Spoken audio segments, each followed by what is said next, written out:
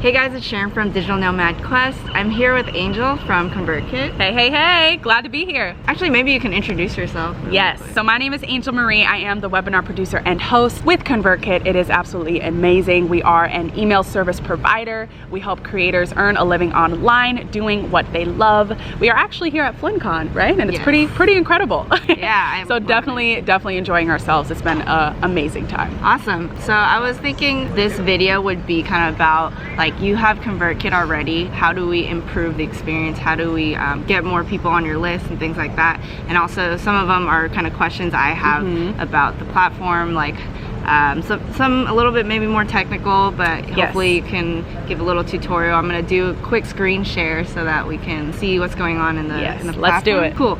So yeah, so I guess first question, so basically this is my account right now. Yep. And I created it I guess a few months ago, and I wanted to know if you have any like suggestions for my current like setup. So I think I have 2 funnels going on. I guess I could tell you a bit about what I'm doing. So my website is, I teach people how to build passive income through online businesses, and I have, you know, different income streams that I pursued. So like one of them's Etsy, the other one might be like blogging for money and stuff like that. So I have one funnel for Etsy, one for like all subscribers where they get a freebie for, let's see, like 21 ways to make passive income. That's like the first one. The Etsy one is, I think, like digital download ideas you can pursue for Etsy. So I'm wondering, maybe we can go into automations or sequences. Okay. So I think the important thing to note once you have a ConvertKit account is understanding that this is a very streamlined, efficient, and easier way for you to better communicate with your audience. So once you know how to utilize the tools in here, it's just all about having the right content and having the right context that's going to communicate the best with your email list. And you can do that through having multiple funnels like Etsy, and just kind of maintaining your entire email list so that you know exactly who you're talking to, who likes what, and therefore being able to better serve your community. So for example, if we go under automations, if I can just kind of take a look at some of yours in here. Oh, I think I only have maybe one. Oh, that's okay. Right now. No, that's fine. Should I go ahead and create a new one? Yeah, well, let me check I think sequences real quick. I do have one for Etsy. I guess maybe it's just like steps. Oh, you know what? I guess nothing's okay. You're right. Yeah, I guess I only have one funnel going on right now. This one? Yeah. So that one is the intro one where whenever you sign up, you can get a freebie, and also afterwards, I do promote my course. I pitch it, I think, in the 5th email. Yes. So this is this course paid for? Like they have to pay to get the course? Yeah. Okay. This is great. I love how you set up this email sequence already. This just kind of shows that you are consistently communicating with them. And this is when they first opt in, right? Yes. Okay, great. So this already looks great.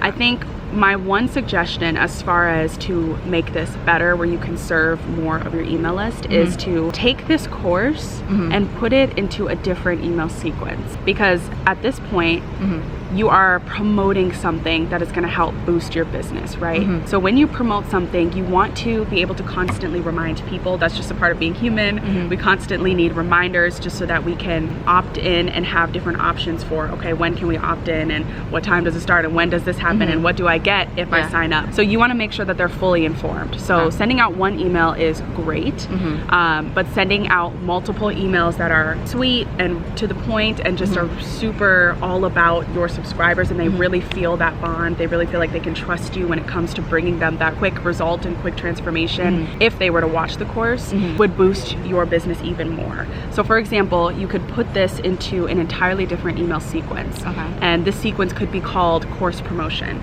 So this could maybe be your first course email promoting it, right? And then the second one might come out 3 days later saying, hey, I'm also going to throw in this if you sign up within the next 24 hours. And then the third one would be maybe 5 days after, you know what I mean? I've seen a lot of creators who are promoting a course, a specific workshop or specific course over a span of like 8 days, 10 days.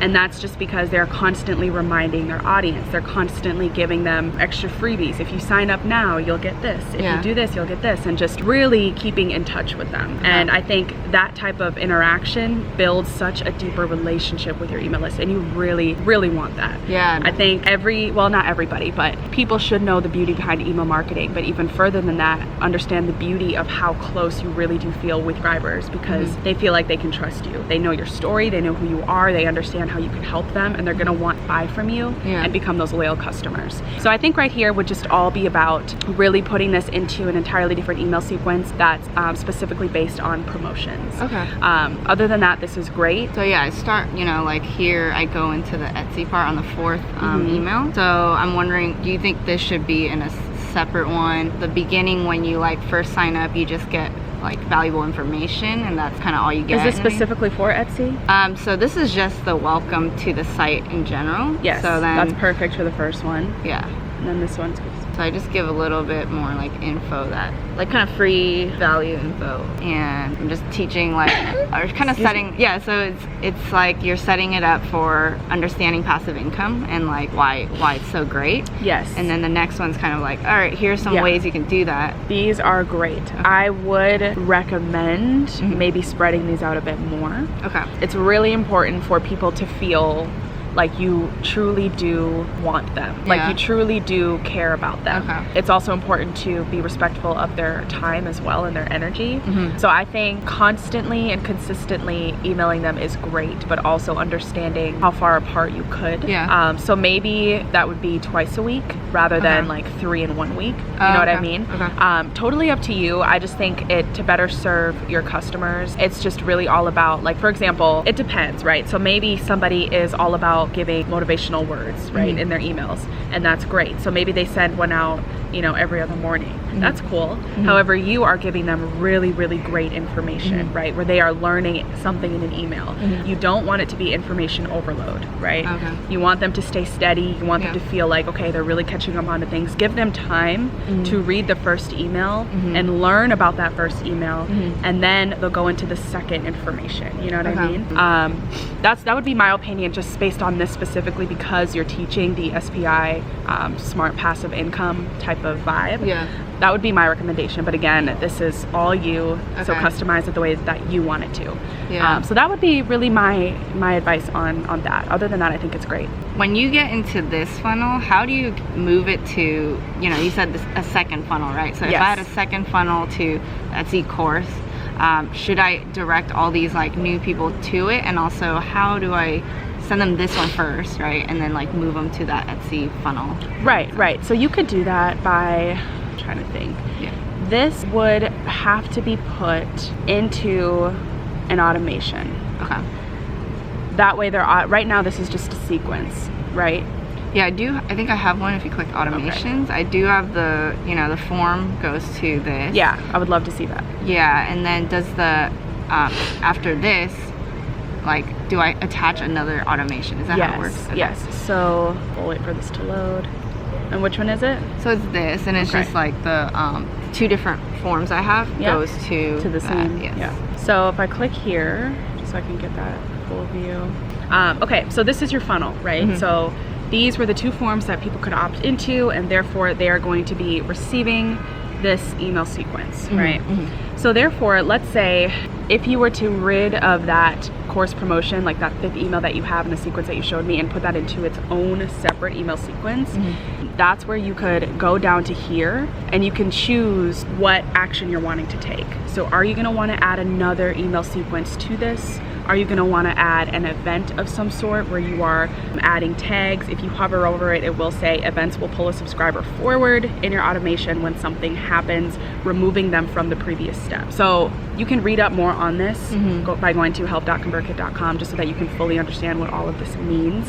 However, you could easily right here add another email sequence, and it'll pop up in here once you create that sequence up here. So for example, it'll create a sequence that says course promotion, and then under here it'll pop up. You can add that in here, click add action, and that email sequence will pop up again. So therefore, if they're all falling under here, maybe like a week later they're going to start receiving that course promotion again. That way it's just better controlled. You Yeah. have people that are in the welcome series, but then you also have people that are in the course sequence as well, Yeah. so that you can better serve your community by understanding, okay, well, these are all the people that are receiving the welcome email, and these are all the people that are getting the promotions for my courses, Yeah. but you're able to better detect, well, who's actually clicking to buy it and who's not. And Yeah. then from there you can break them off again, where you're showing these are the people that are buying it, these are the people that are not. And then you can send out 2 different emails, the ones that bought it saying, thank you so much for purchasing, this course is going to drop on this date, right? Yeah. And then the other group of people that didn't buy, you can better communicate with them by saying, hey, I see that you didn't sign up for my course yet, I'm throwing in a freebie as another chance for you to join. You know what I mean? Yeah. This just allows for a very easier, streamlined way to communicate with different people. Yeah. Your email list is beautiful, right? Everybody in there really cares about what you have to say and your business, but everybody's going to be different. So you want to be able to serve them in the best way possible. That's interesting. So basically, when someone clicks it and they purchase, that should be another trigger. So does that mean you guys have like integration with Teachable or something like that I would know that they purchased it? Or? I'm not too sure on the integrations with Teachable. All of the integrations that we have here, like I want to go over here and yeah, Teachable integration. Oh, okay. So we do that. Okay. So if you're going to want to do that, this will show you a tutorial on how exactly you can, just to better serve you as a creator and help you out. But yes, so you would do that, such as Teachable if you would like, but you would also do that most importantly using tags and segments, so that therefore you're labeling which is the group of people that are interested and which aren't, and then you can better serve them that way. Yeah, that's like great information, and I think a lot of it kind of incorporates tags and triggers and things like that, right? So something Pat Flynn does, right, is he asks his users like, oh, have you created a business yet, or have you like created one and then make like 500 to 1,000, or you make over 1,000. Like if they click that link, they're gonna be into another funnel, and it sounds like you can kind of do that here. I saw like tag added, tag removed. Like, can you do that to specific links, and then once they click that link, they're already automatically put in that next funnel? Yes. Yep, so you can definitely do that. So that would be in the realm of link triggers, and you could definitely look up the tutorial on how to do that. We do have that specifically for our ConvertKit users, so that you're able to put in those link triggers that'll bring them into, oh, they want this, or maybe, oh, they didn't choose this, and therefore you are able to put them in separate funnels. And then maybe those funnels each have different email sequences that you don't even have to touch, right? Because they're sending automatically. That again is just going to be able to communicate them based off of the action that they took. Okay, cool. So everything's within it. There's no need for a separate app or anything, because I know there's something like Zapier or something that like it's required for certain things, like maybe timed triggers. I don't know how it works.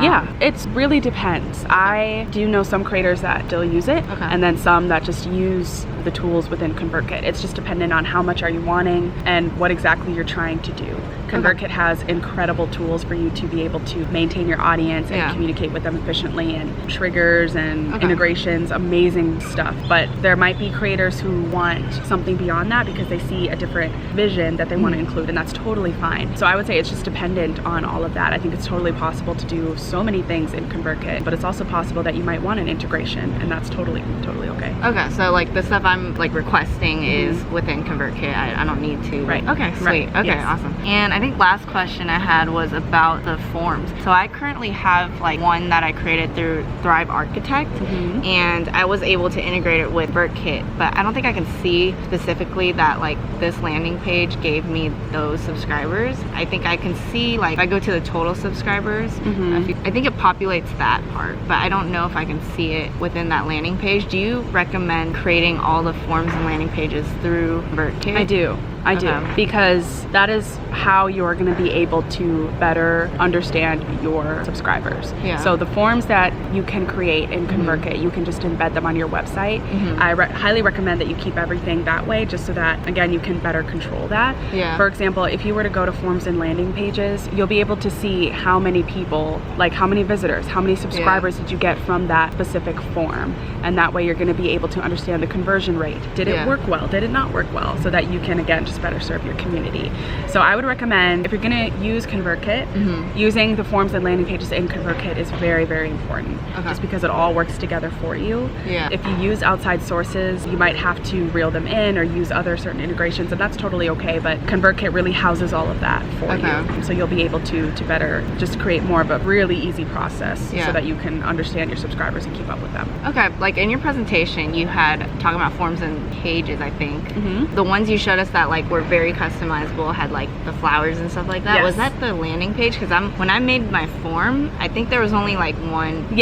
So forms are going to be a very smaller version of landing pages, I suppose. They are just there to be embedded on your site. They're there for the purpose of saying, sign up here to receive here, or do you want to get daily motivation sent to your inbox? And then it allows them to put in a name and an email address. So that's just really a form. A landing page is going to be an entire page, right? So maybe a landing page is great if you don't have a website yet. You can still capture those email addresses. They're also great to use as a link for social media purposes or to text to people. So landing pages have a ton of different templates, right? Okay, so let's say you have a course coming out. You would promote it in many ways. One of the ways would be to have a form on your website that says 5-module course, sign up here to receive emails, getting updates regarding that. And then it would just be really like this big on your website where they would put their name and their email address. And then you would create a landing page, maybe saying that same thing, but the link to that landing page goes on social media. So you'll promote it on social media, maybe on Instagram stories, saying, hey, I have a course module coming out, and click the link in my bio to get it. They would click the link in their bio and it'll bring them to that landing page where they can still put in their name and email address if they're interested. Same thing, if you send a text about it, you can send a link about that course. So forms are for your website. Landing pages are for if you don't have a website yet, or if you're wanting to use another means of promotion, put on social media, to text as a link, all of that really, really good stuff. And I suggest and recommend that you use all of those channels to just get the word of mouth out there as much as possible. That's awesome. And the landing page, is it, can it be part of your domain, or is it like a separate page from ConvertKit, if that makes sense? So the landing page itself is the link. It's going to be like convertkit.com/ and then some other context. However, have you used Bitly? Yes. Okay, so you Bitly. mean the shortener? Yeah. So we recommend, ConvertKit doesn't have integration yet to be able to use your domain or to be able to rewrite the link. However, we recommend that you could use Bitly for now, where you put in your domain title or something else so that it doesn't say convertkit.com/ and then context. You can just have it say exactly what you want to say. It'll be the exact same link. So yeah, that'll help assist that as well. Sweet. Okay. Yeah. I just thought of one more question. Sorry. Go ahead. Okay. Lastly, I was wondering, so you work with a lot of maybe people, you do like the webinars and things like that. So do you see an average amount of sequences or funnels that people tend to use? An average number, I guess. Again, it really, really depends. I think everybody is extremely unique as far as their businesses and their own entrepreneurial ideas. So I wouldn't put a max on the number of funnels that you would have. I would just say don't overwhelm your audience. I would just say that it's extremely important to be consistent with your audience, to keep up with them, to understand them, to get to know them, and to really learn how you can better serve them. And you can really only learn how to better serve them by listening to them. And you can listen to them by sending them those emails and really just communicating with them as much as possible. Again, not too overwhelming to the point where you're constantly sending them stuff every single hour, every single day, but enough to the point where they are hearing from you so that you can help them and bring them the results or the transformation that they're wanting or needing. Awesome. Yeah, that's a great answer. Cool. Thanks so much for, agreeing to be on this little interview. It was fun. Yeah, I learned a lot. Thanks so much, Angel. Good. You're so welcome. It was great meeting you. Awesome. Great meeting you too. Bye.